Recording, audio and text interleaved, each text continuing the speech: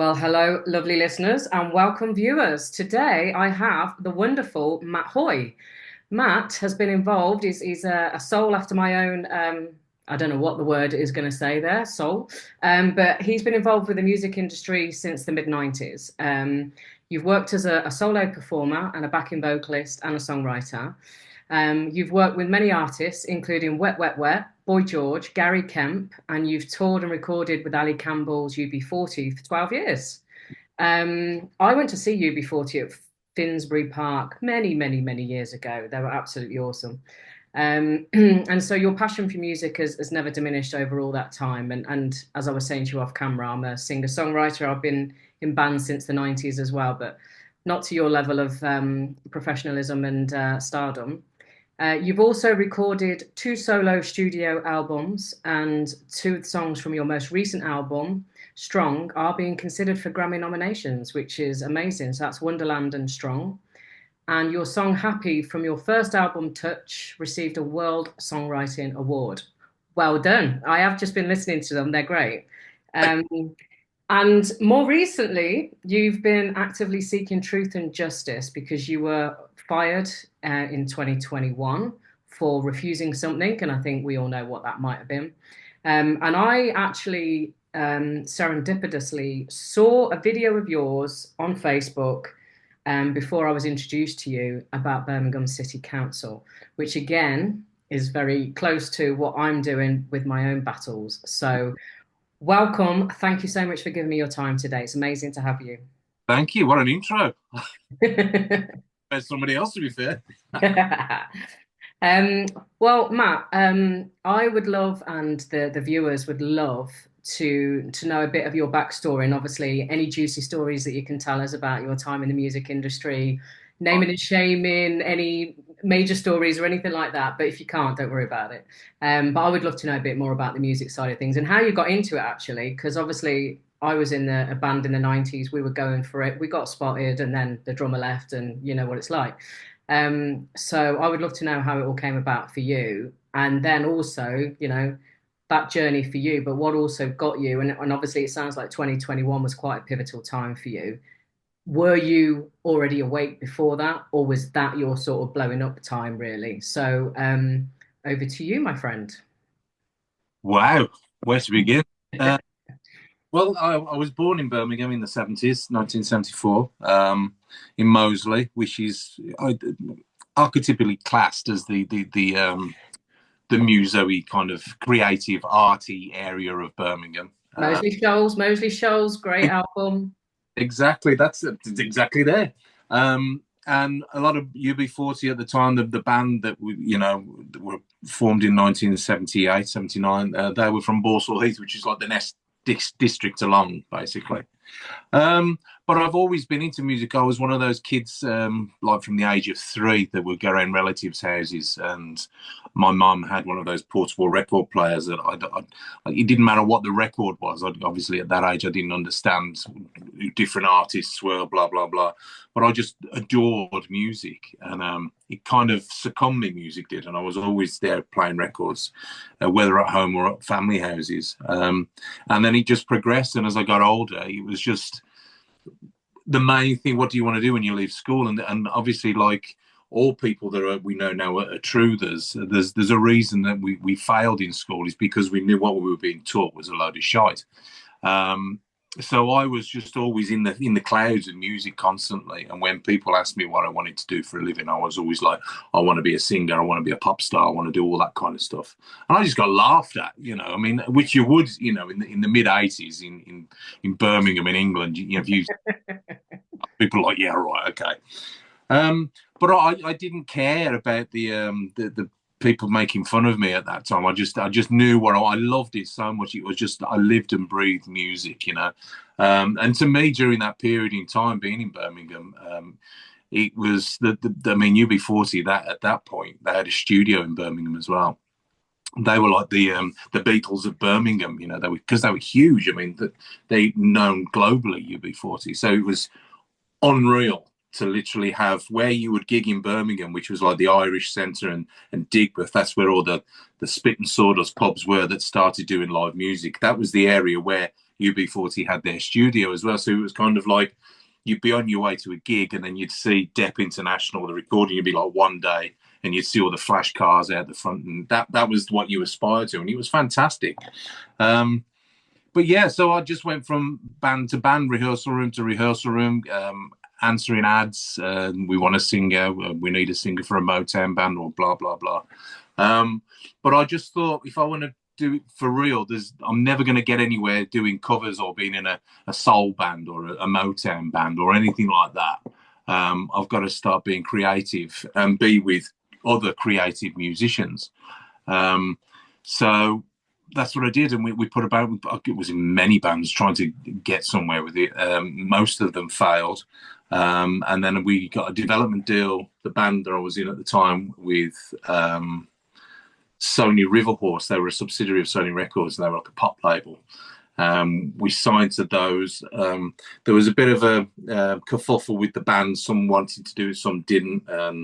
We ended up where it was just me that went in at the time, because I was the songwriter as well, the lyricist. And I went down to live in London then, and I learned my craft even more so then by being surrounded with professional songwriters, you know. And then from there, that folded. And I am obviously skipping through this really quickly. Yeah. I was then approached by Graham Clark, who was the bass player with Wet, Wet, Wet, via a studio in Milton Keynes, where he asked if I would sing one of Marty Pellow recently left Wet, Wet, Wet. And he asked if I would sing a couple of their songs, and we demoed them. And I thought, oh, this is going to be really cool, you know. But then Marty released a solo album, and the Wets got dropped from the label. So that was another thing that got put by the burner. So, I mean, this is over a period of 10 years more, you know. Yeah. I finally got a little bit disillusioned with the whole industry, as you do.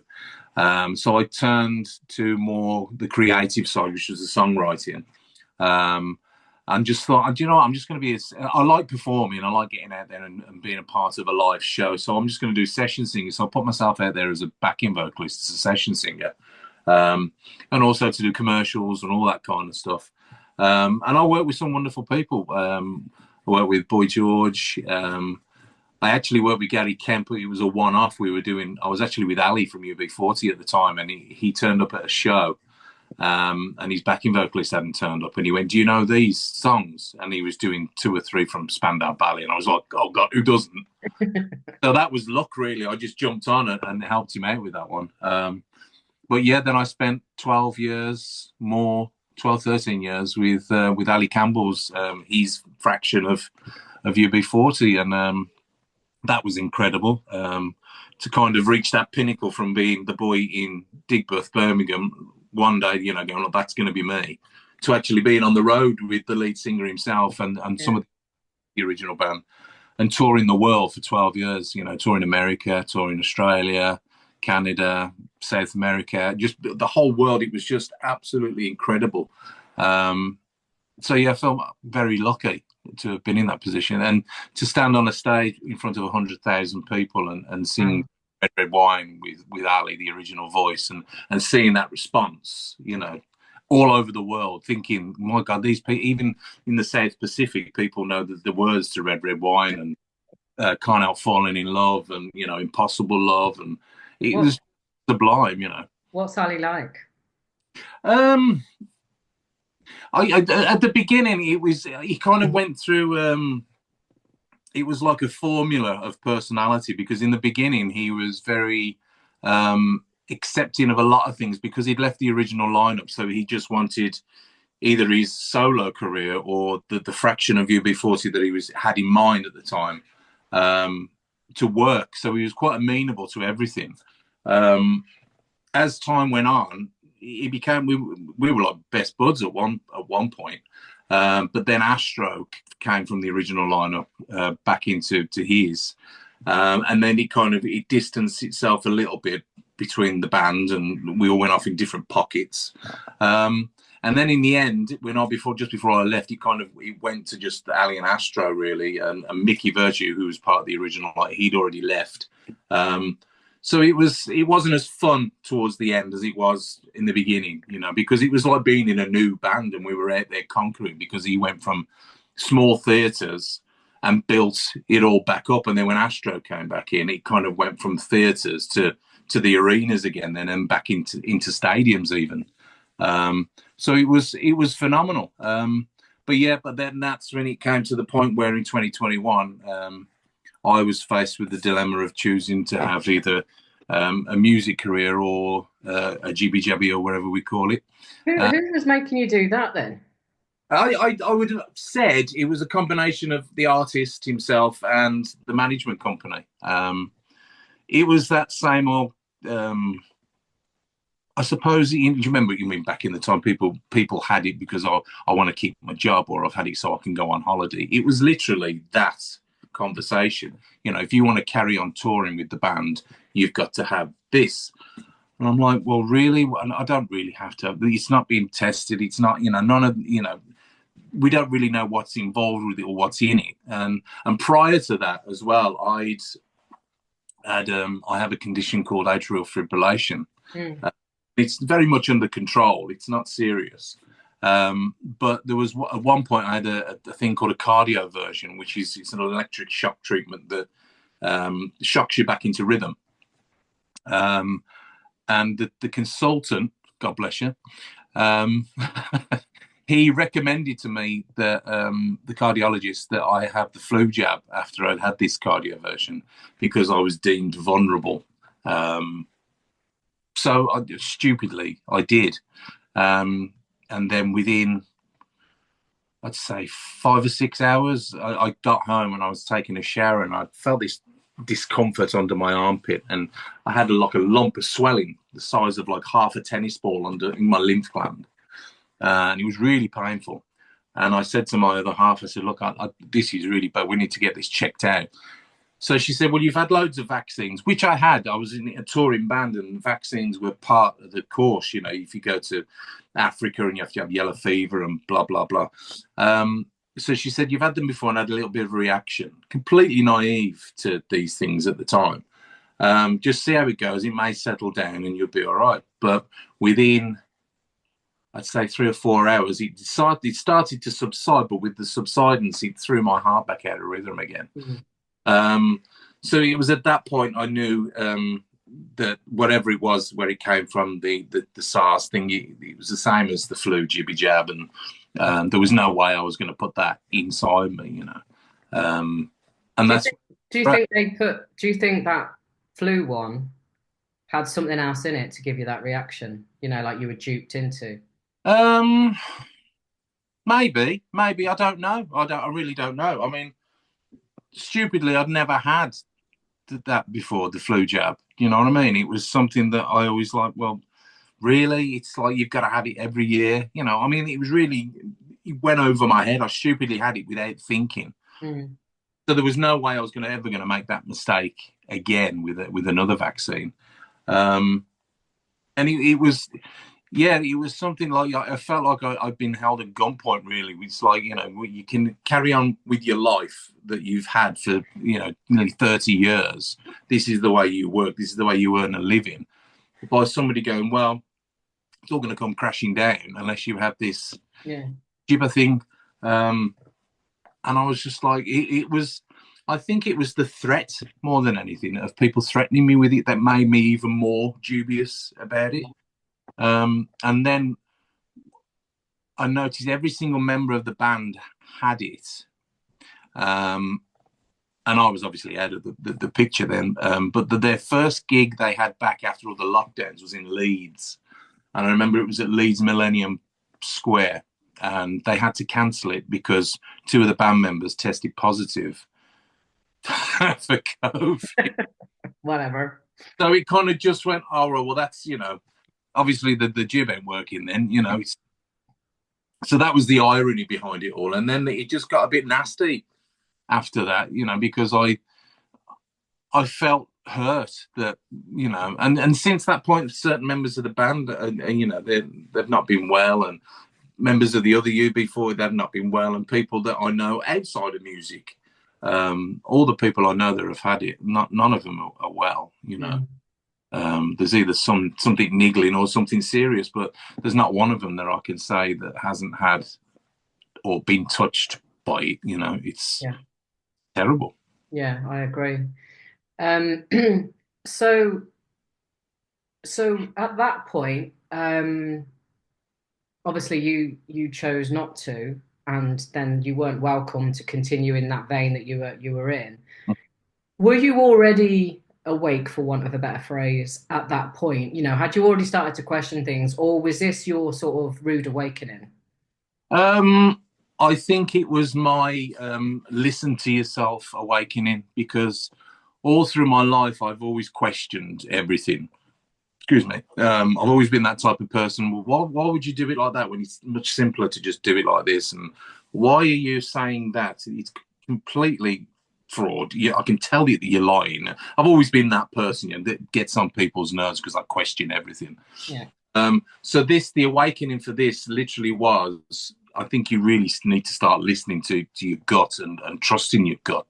I think that more than anything. And I mean, the whole thing with me and the band has been publicized so much. It's even changed my feeling towards them, because I was really angry when it all happened. I was like, how dare you do this to me just because I wouldn't have this to carry on working? It's a personal choice. It's a medical procedure, I was really angry.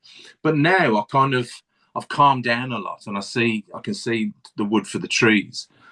From the trees.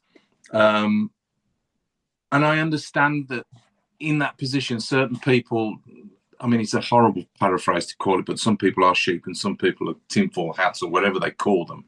But I understand why they did it now. I get it, because there is a complete divide down the population of human beings, and we're either one side or the other side. So I don't hold any nastiness or venom towards those people now,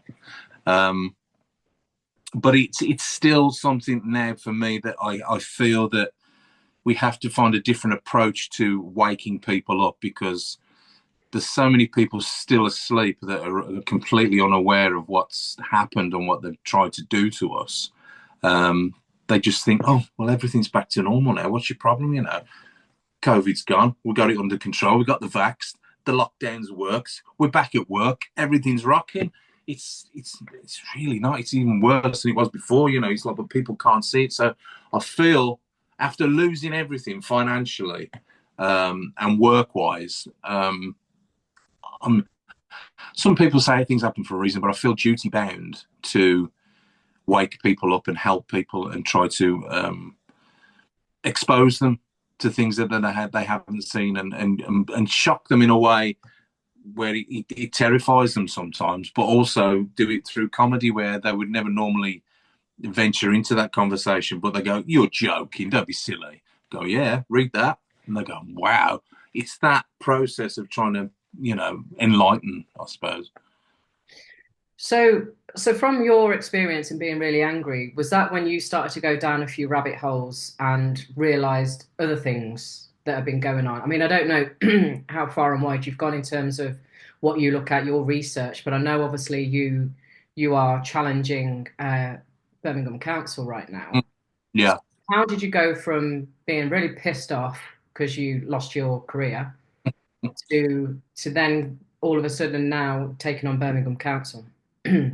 I think the thing with Birmingham Council more than anything is, initially I stopped paying council tax because I refused to fund a terrorist organisation. Now, if you said that to a policeman or anybody in the street, Birmingham City Council are a terrorist organisation, they'd roll their eyes and laugh at you. Yeah.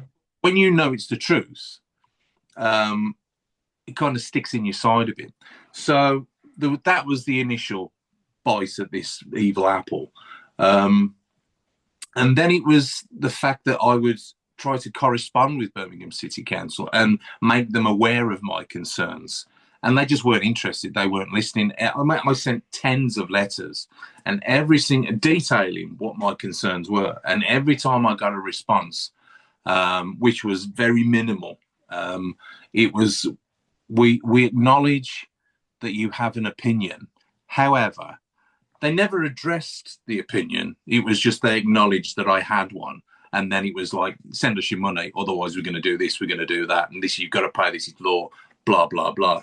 And this has just gone on forever. And then it was the next step, which was the enforcement agencies, which was Equita. I'll give them a good name there, Equita. Equita, that started sending me threatening letters, harassment letters. We're going to do this. We're going to come and remove goods from your house, blah, blah, blah. I just had enough. And it was before Christmas, this Christmas, I was just sat there and I was talking to a friend of mine called Mark Steele, who's an expert on all of this stuff. He's a wonderful human being. I just said, Mark, I've had enough. I said, all these, because there's people out there with mental health issues that are receiving all these threatening letters constantly, harassing them, threatening them, give me your money. And not everybody has got the family infrastructure at home to go, look, let's deal with it pragmatically and do, you know, they're on their own. So they kind of go off the boil. And the amount of suicides, percentage of suicides that have gone through the roof since all of this, since people have been receiving threatening letters, is ridiculous. And I thought, I'm not having it anymore. I'm not having it. I suffer with mental health. I suffer with depression. And it just something, just before Christmas, went, do you know what? Nah, this needs a role reversal. I'm tired of all the harassment letters. I'm tired of all the threats. This needs to be spin on its head, and I'm going after them now. I'm going to start threatening them. I want information from them. I want them to basically stand there and tell everybody what they're doing, because what they're doing is murdering people and killing people. And people are completely unaware and they don't care. They just still want your money. They still send the threats. So people need to be made aware of actually what's going on with Birmingham City Council. So that to me sounds more like, yeah. That sounds to me more like, obviously, the other technologies that we're aware of that Mark Steele very much talks about, which YouTube won't monetize me for. But so you're obviously challenging the tax in terms of terrorism, which that, you know, all they quote is the 1992 Government Finance Act and all that crap, right? And just keep referring you back to that and not answer any of our questions or genuine concerns. And, but also now what you're saying is because of what you believe they're doing in terms of your city. Yeah. Have you been writing to them about that as well? Absolutely. I've been calling them out on social media. We have so much evidence and fact-based evidence on this. It's ridiculous. And I kind of harp back to that being one of the reasons why they won't get in touch with us, because they know as soon as they press the red button and start talking, it's just going to be like a flood of information. The things I've found out regarding safety certificates and planning permission for these things and the safe levels that a human body should go through compared to what is actually out there. Yeah. And these things that I won't mention are on the corner of streets where there's nurseries and schools, where there's pubs where people gather together to, you know, talk and just be merry back in the old day. But, you know, and it's just absolutely criminal, you know, when you're sitting there and you can look out your house and it's there. Yeah. And you're, wow, that's frying my brain. That is, woohoo. You know, it's just wrong on every level, and people are completely unaware of it. And then that harps then towards stuff with the jib and the connection with that, and people constantly being ill at the minute and going, oh, I've got long COVID. Yeah, okay. Oh, I've got this flu thing again. It's all connected, and people need to be made aware of it, because they just think, oh, God, isn't it terrible this year, really coming down with stuff? I get ill, get better for a few days, then I get it again. And what's wrong with the sky? I've never seen the sky looking like this. You know, something's up. Yes, there is, and you need to be made aware of it. So that's where I'm at with it. It's like banging your head against the wall, but it's still, I feel like I've got to do it, you know.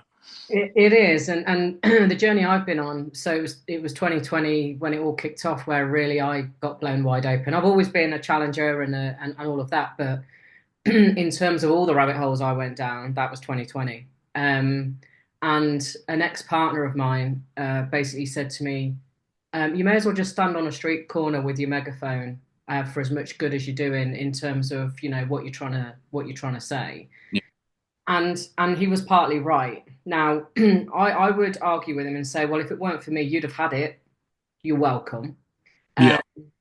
But so I did have an immediate impact on my opinions with other family and friends. But those that were going to do it, though, are going to do it, and they are that locked into their belief and how we've all been programmed, you know, and we have all been programmed. But some of us have challenged that and have realised that, hang on, what's this? What, every single world government decided to lock down the whole world at the same time? You know, and start questioning things from that angle. But then there are people that are still so, you know, still watch EastEnders, Christ, and all of that sort of stuff, and just get the indoctrination from every single angle and believe that's the truth and the reality. And we're just the idiots for being the tinfoil hat wearers. I put something on my local forum on Facebook about 5G, and there wasn't one person that supported me. They all said, "Oh, you're one of them, are you?" You know, and it's like, well, okay, maybe in a couple of years you'll come thank me. But you know, so I know what you're trying to do, but I think I've got to a point where it's like the people you can scream and shout till you're blue in the face. People have got to get there in their own time, on their own journey, haven't they? Yeah, oh, absolutely. And this is what I was just going to say to you, for the fact being of where we are now in 2025, is completely agree.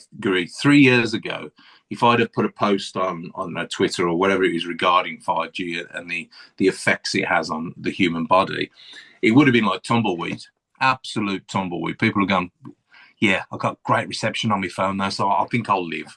And that was literally the attitude, you know.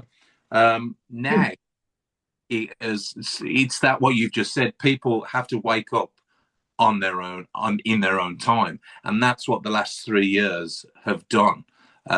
Because now I'm posting stuff on Twitter, X, whatever you want to call it, and it's going through the roof. The views are in the 10s to 15s, 30,000s of this thing, and the comments that are coming back are also positive. Obviously, now and again, you get the bot or the 77 that drops one in there, but they're so apparent now and they're so obvious. It's just laughable, and you just delete that one, gone, block it. But the response has been so positive, and as soon as I started doing it, which was only just over a week now, I posted the first video. It went nuclear. It really did. It was absolutely unbelievable because so many people. The way I looked at it was there were so many people out there that were phenomenal people like Mark Steele, Ian Jarvis, Eileen O'Connor, Laura Hurley. These people they are amazing.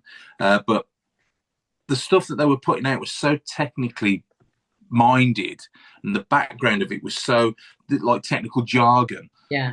Even myself, I'd like listen to it knowing that I should listen to it because I need to find out more about it.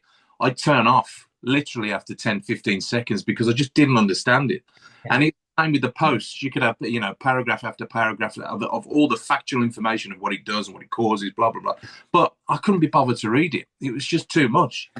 So I just kind of thought we need to approach this in a way where it's like the music industry. You've got 15 seconds, 20 max. You've got to hit people so they understand it. And all those people that can't be bothered with the technical side, we need to make them understand it without even trying. So they just go, no, really? So it ends like on the cliffhanger, like EastEnders. So you got the thuds at the end.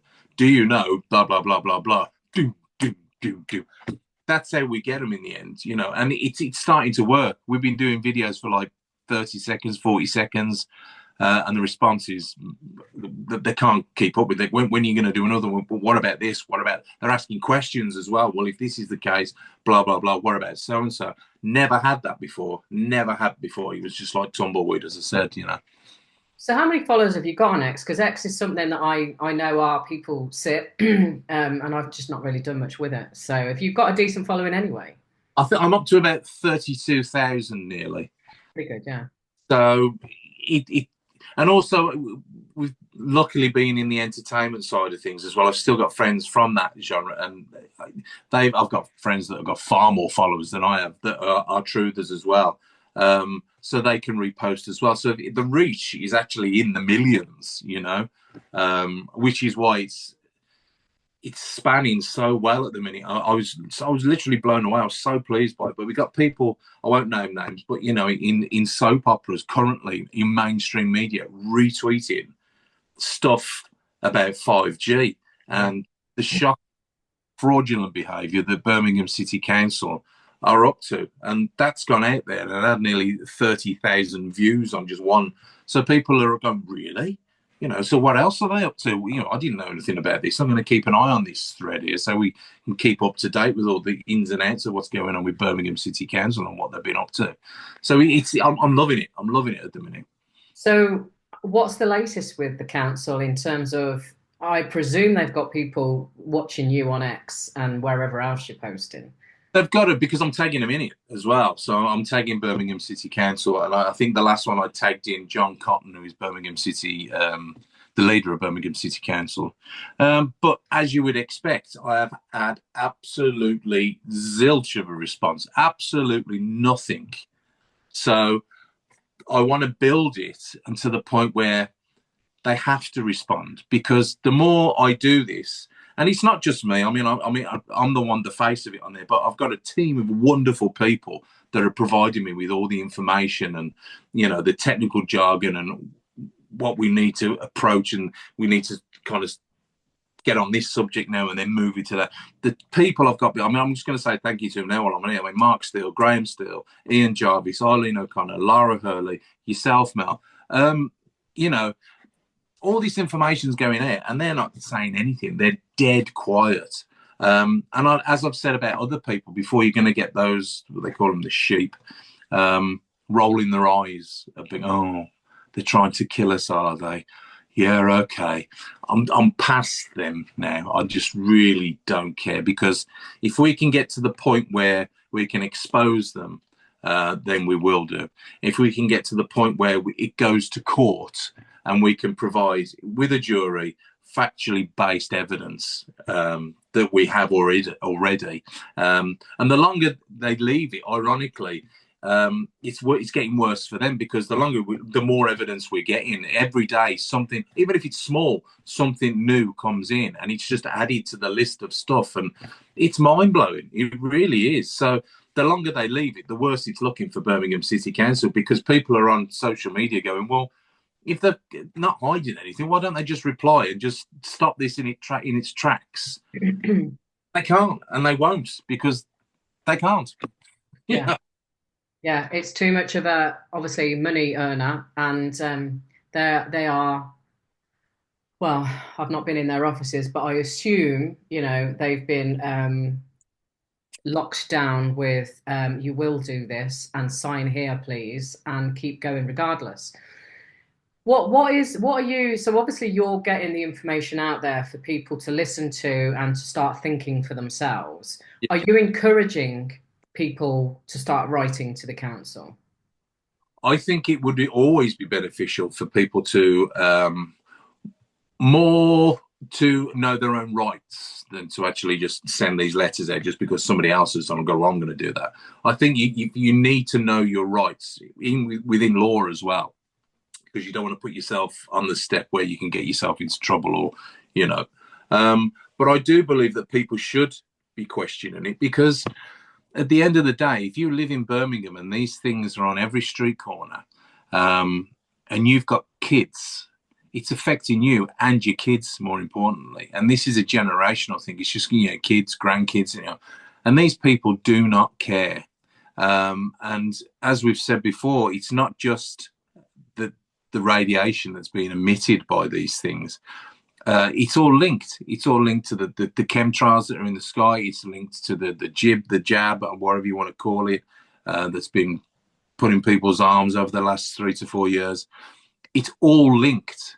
And once people know this and are aware of this, then I think it's going to be chaos, to be fair, because it's coming. Each day it's gradually coming.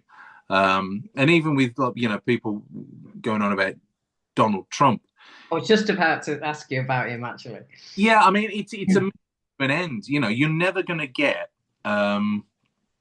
somebody that's like a truther going out going, right, we're going to change the world now. This is how I'm going to expose everything. One, you have to do it gradually and gently because it will blow people's minds. And also, you're only going to get 70% of anything, really. It's the best of a good deal that we've got. If we can start the proceedings now with Trump, gradually it'll come over to the UK, which it always does. I mean, the first day in office, he got rid of the WHO. So, I mean, that's a great start, you know. So it's only going to influence the UK from him being in there. We're not going to be happy with every choice he makes, but as long as we've got somebody in there pointing in what we call the so-called right direction, then we can work with that, get a foothold, and then work with the rest of it and make that a reality, you know. But yeah, it is shocking what they're doing. I understand. Mark Steele always said to me, he said, what they've done is so unbelievably shocking. People don't believe it because it is so unbelievably shocking. It's so unreal. It's like something out of a movie. Yeah.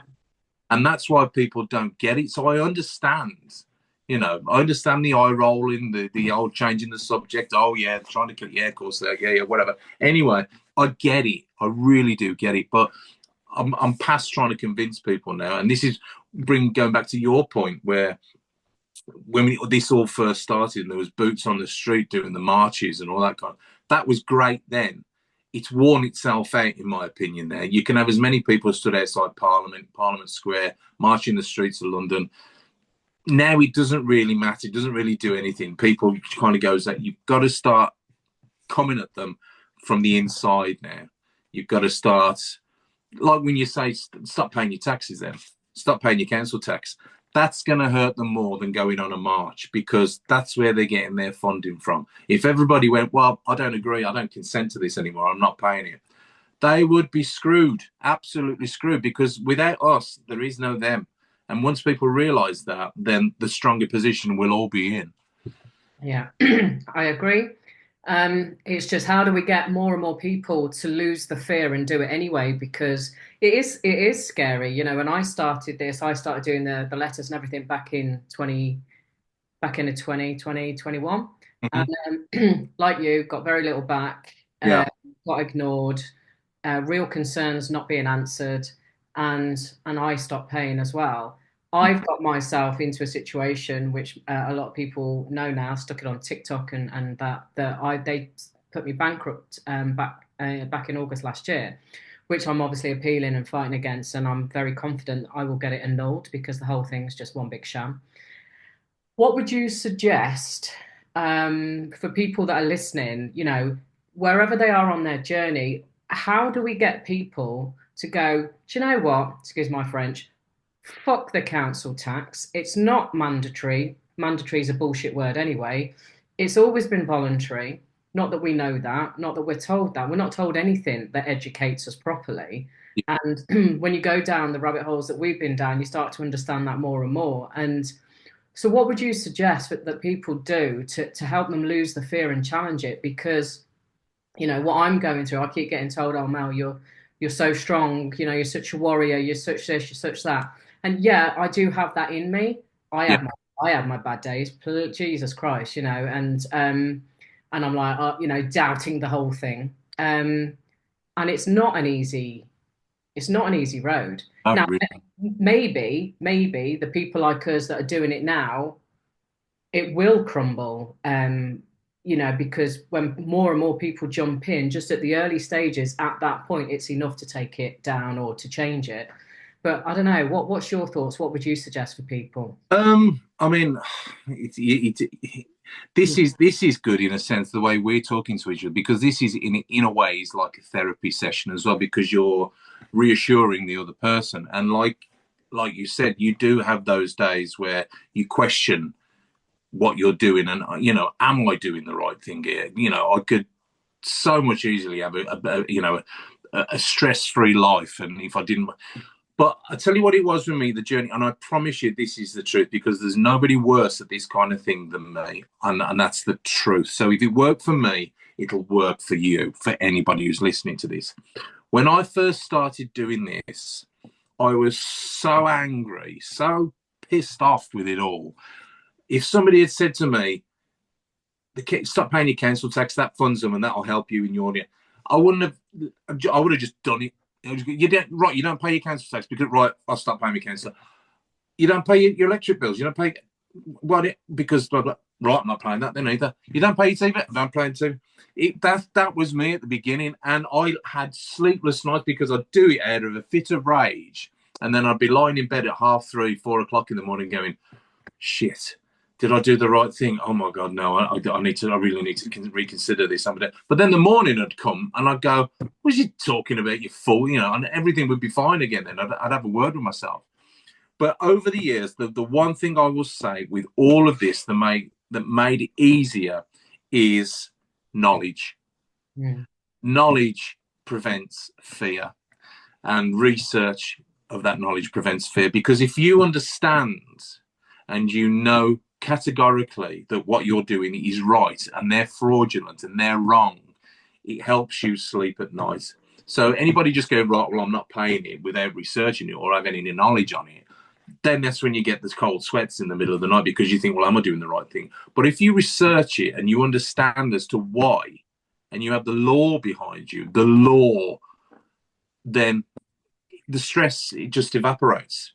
It just goes. And I am testament to that, because the more I've done this and the more I've researched and the letters I've sent, you just gradually, naturally understand the procedure more. And it just gets more and more shocking every time I write another letter to a company or to another corporation. So that would be my advice, is knowledge is, that's the old cliche, I think knowledge is power and all that. But it really is. It really is. And it stops this, because that's what they want. They want you to be scared. They want you in fear. And they want to jumble your brain up so you don't understand what they're doing, so they can get away with stuff. So knowledge is power. And it also de-stresses you as well, because it has done me over the last year, kind of knowing what I'm doing. I'm not as, oh God, Yeah, I would concur with that. I I would also say, on top of the knowledge, is having the right people around you. When I first found out that they would serve this bankruptcy petition, I was like, what the actual hell? This is fucking council tax. Are they taking the piss? Yeah. And I was trying to do it on my own. And basically, I had this, I think I was watching Richard Vobes, and Robbie the Ratcatcher was on. I don't know if you know who I'm talking about. And he was talking about promissory notes and all of that. So I sent an email to Richard Vobes to say, any chance you could put me in touch with Robbie the Ratcatcher? And he did. And we started a conversation. And Robbie invited me up to, so you know about the peace officers and the peacekeepers. So I think it's the peace officers. Yeah. And they were doing a swearing in ceremony in Sherwood Forest. This was back in May last year. And I was just like, okay, this is crazy. Am I going? Am I not? I'm peace officer, what? But I went. I went because I thought, well, I'm going to meet like-minded people. You never know who you're going to meet, etc., etc. And that's exactly what happened. And I met a couple of people from Coventry, which is where I'm from. And then they told me about this Tuesday night Sovereign Project group that they go to every week, and this great guy called Mick who runs it, and this, that, and the other. And I was really quite resistant. And I was like, oh, I do music on a Tuesday nights because I've been recording an album with the old bass player from my previous band. And anyway, they kept saying, well, it's up to you, but you should come along. And I did.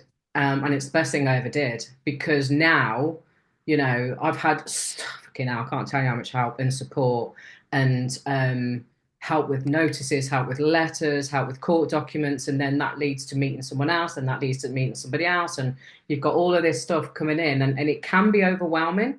And it is overwhelming, especially when, like me, you've thrown yourself in at the deep end on not just bankruptcy, but on other things as well. Yeah.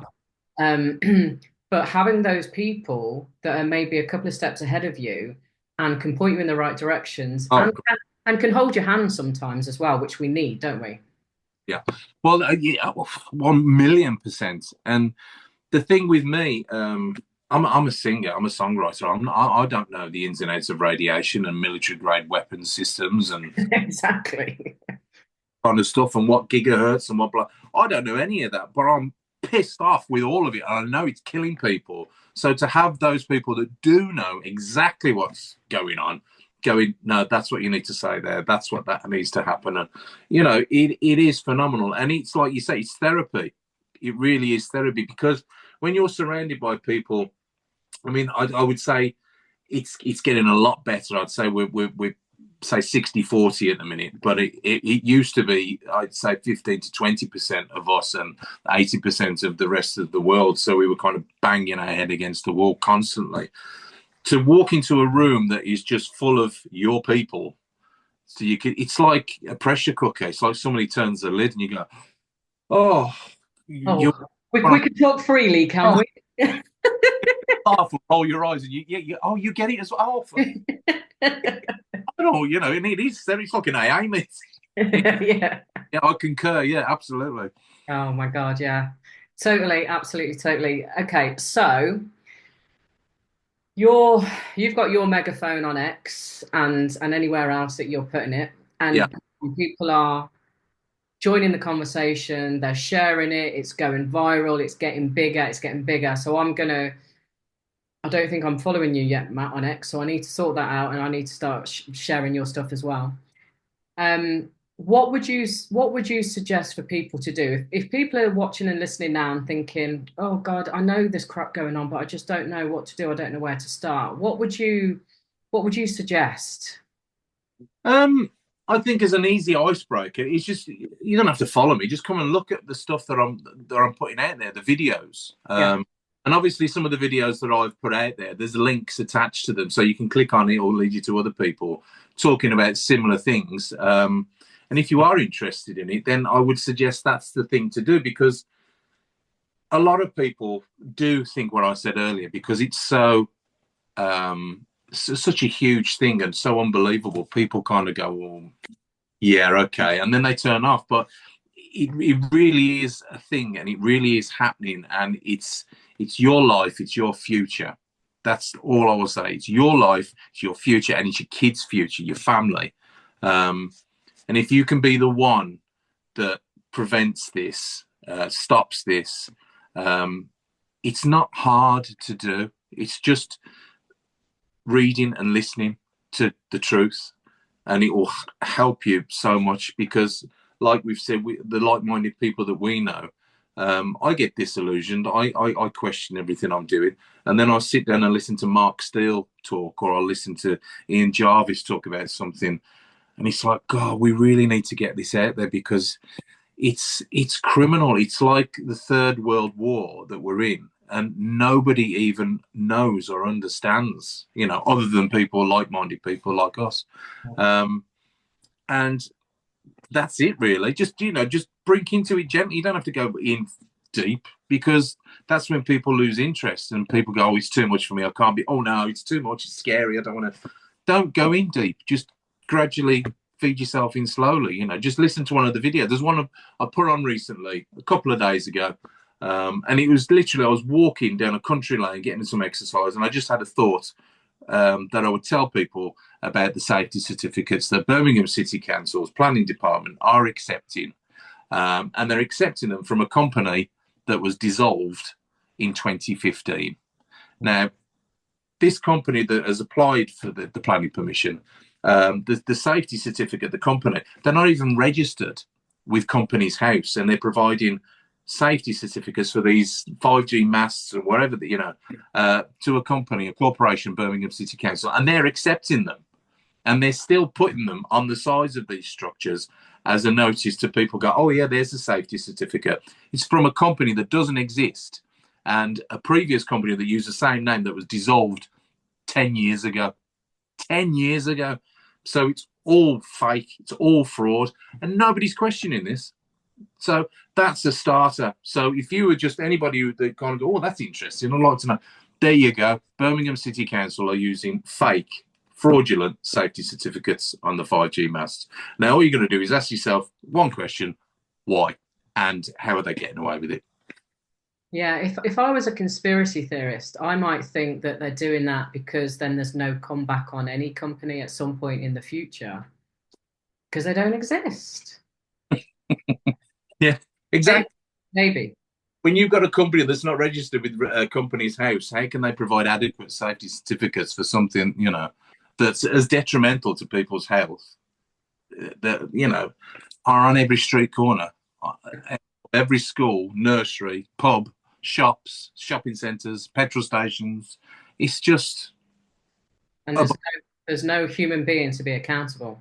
no, no, exactly, exactly, and it's all to do with the dollar bill at the end of the day. So, you know, where do we go from here? So we just, I'll tell you what it is at the minute. I think answers would be nice. Just, you know, response, a bit of to and fro communication. But when you get nothing, it's like, blah, blah, blah, blah, blah. Yeah. There's no smoke without fire then for me, you know what I mean? And it's just getting worse the longer it goes on. I meant to ask you earlier, obviously you're the front face at the moment for Birmingham City Council and really getting this information out there. Is Mark being strategic with other people, with other, you know, going for other councils around the country, do you know? Yeah, we are. I mean, this is, obviously we're focusing on Birmingham City Council, one, because I'm from Birmingham, and two, because they're the biggest council corporation throughout the UK. But they're all at it. You know, we're going after every single council in every single district within the UK. The fraud that goes on within these councils is just sublime. I cannot believe it, you know. But Mark has all the facts. He has all the details. He has all the... he's got the truth behind all of it. You know, this is what he does for a living, you know. And he's been in touch with certain people where he's broken down the structures and equipment of this thing, and he has the proof as well. So I'm not surprised that these councils are silent, you know what I mean, because we've got the facts, we've got the proof. So I don't know how they're going to respond to it, but they need to at some point, you know. And presumably this is going to go to court at some point. Well, I would like to think so. I don't know how they're going to avoid it otherwise. You know, and the thing is, all eyes are kind of watching my social media to see what's happening. So as soon as anything happens, people are going to know why it's happening and what the end result is going to be, you know. Yeah. So what is your X handle and wherever else you are? Let the viewers and listeners know how they can reach out. Basically, I'm on social media. It's just Matt Hoy Official. That's it. At Matt Hoy Official. I've been on there ages. I used to have websites and all that kind of malarkey, but they never get used and everything. Social media for me is just the nearest and best outlet to talk to people because it's instant. Yeah. You know, if you're on there and somebody asks a relevant question and you're on, you can respond to that straight away or direct them into a link that would answer their question and everything. I think it's just... And also with the councils as well, you know, even people like John Cotton, who's the leader of Birmingham City Council, he's only got about 5,000 followers. Now, I'm not saying I've got lots of followers, I'm on about 30,000, but I see when alerts come in where people ask questions or comment on stuff. So I know for a fact he will have seen what's going on. So he's not responding either. As the leader of Birmingham City Council, you would feel that he has some sense of responsibility to clear the subject up or approach the subject, but that's still silent. Birmingham City Council are silent. We'd love to hear from people in the planning department, see what their, you know, response to all this is and why they're accepting these certificates. But nothing as yet. And that's the main thing I've said on social media. I will tell everybody anything that I'm sending out correspondence-wise, which I've done today. I will tell them what it is and the date it's gone. Anything they send me, I will put out straight away. So people, if they're following the story, they know straight away. And also anything like, you know, with harassment or threats or anything that comes through saying stop doing this or they come to the house, all that's going to be videoed, calculated, catalogued, and that will be all over social as well, because I want the public to follow this because it's about them, it's for them, and it's about them. So they need to know everything about it. Yeah. And that's with it. Okay. Cool. And are you doing anything musically at the moment? No, I mean, I'm going back to the Grammy thing. That was a couple of years ago. That was in 2022. Yeah, I got 2 tracks considered for Grammy nominations, and then I got the World song thingy before that, and I've had 3 number ones on the Heritage chart with my career. Just going to throw that in there as well. But not really. I love music, but it's kind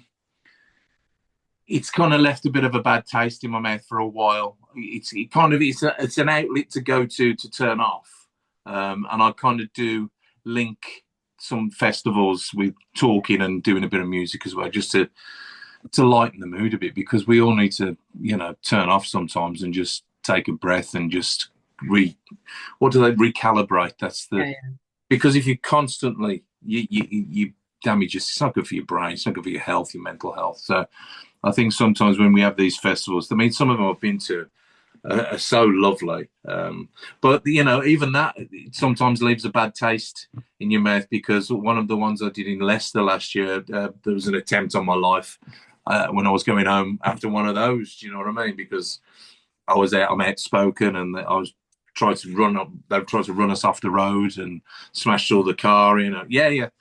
So I have to be really careful, what I'm doing. But it's the truth, it needs to be told, because these people, and I think that's what it is, because the truth is coming out. These people are panicking and they're just lashing out. And violence is never the answer to anything, Just talk, just communicate. Let's get it sorted, Yeah. Okay, cool. So I always like to finish these conversations. It's been an absolute pleasure to be speaking with you and really understanding more what you're about and what you're up to, which I salute you. Yeah. I like to finish these conversations with just any final words of wisdom, or anything you feel called to share to the viewers and to the listeners. I think, going back to what we spoke about before, don't go in, as they used to say in the old day, balls deep, because it just will not. You won't compute the amount that's going on. Just teeter on the end, and knowledge is power, and knowledge will ease the stress. You won't panic as much because you'll understand it, and that's the best advice I can give. And talk to people as well, like-minded people. Question them, ask them, if I do this, what will happen? People that know, not the other people that know. Because there's thousands of us out there, and we've all got social media platforms with links to help and blah blah blah. There's loads of sites, so don't be scared. Just do your due diligence and research, and knowledge is power. Yeah. And I would finish that off with, like you said right at the beginning, trust your gut feeling. Oh, yeah, absolutely. That's the one thing that's got me out of so much trouble. And I used to think back in the day I was just the same, but it's got me out of so much trouble. And